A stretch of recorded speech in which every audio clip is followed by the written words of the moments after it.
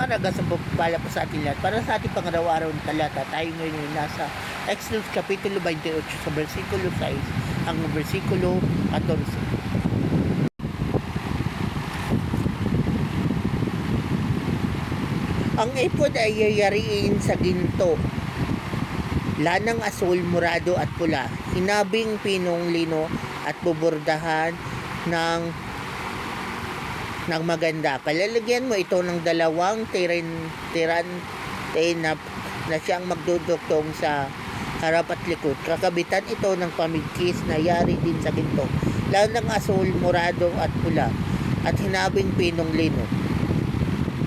Kumuha ka ng dalawang batong kornalina, ipaukit mo roon ang pangalan ng 12 lipi ng Israel, tig-anim sa bawat bato ayon sa pagkakasunod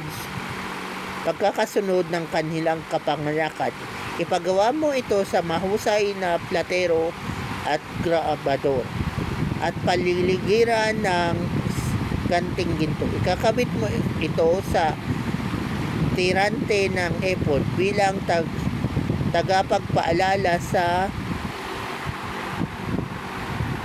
12 lipi ni Israel. Sa ganitong paraan, dadalhin ni Aaron sa kanyang balikat ang mga pangalan ng 12 lipi ni Israel upang sila'y maalala ni Yahweh. Magpapagawa ka rin ng dalawa pang isganteng ginto at dalawang lubid na ginto na ikibit mo sa dalawang isgante. So, ang passage nito ay tungkol doon sa iniutos ni Lord kay Moses na ipagawa yung ephod na ilalagay sa damit ng mga pari ni Aaron at ng kanyang mga sandalan. So, mapapansin natin dito na si Lord mismo yung nagbibigay ng instruction, ng measurement, ng materials, pati yung design. Siya rin mismo nagbibigay ng instruction. So, si Lord talaga, specific siya kung magbigay ng instruction. At syempre, siya rin ang nagbibigay ng skills doon sa mga gagawa ng trabahong yaon. Pero alalahanin natin na nasa New Testament na tayo, nasa modern world na tayo, at yung mga ephod na yan, aminin natin na, tingnan nyo yung mga nagpipreach, hindi na sila gumagamit yan kasi hindi na yan applicable sa panahon natin. Kasi nga applicable yun sa panahon ni Moses. Pero ano ibig sabihin nito? So, ang ibig sabihin nito ay pwede natin itong ma-recognize bilang isang biblical principle. Kumbaga, yung skills mo, pwede mo yang ipagamit sa Diyos para gamitin ka ng Diyos. Kasi, di ba, iba-iba ang mga skills natin, iba-iba ang kaya nating gawin. Ang kaya kong gawin, hindi nyo kayang gawin. May kaya kayong gawin na hindi ko rin kayang gawin. Pero, iisang Diyos lang ang ating pinaglilingkuran. So, kumbaga, kailangan nating hasain yung mga skills natin para mag-glorify si God.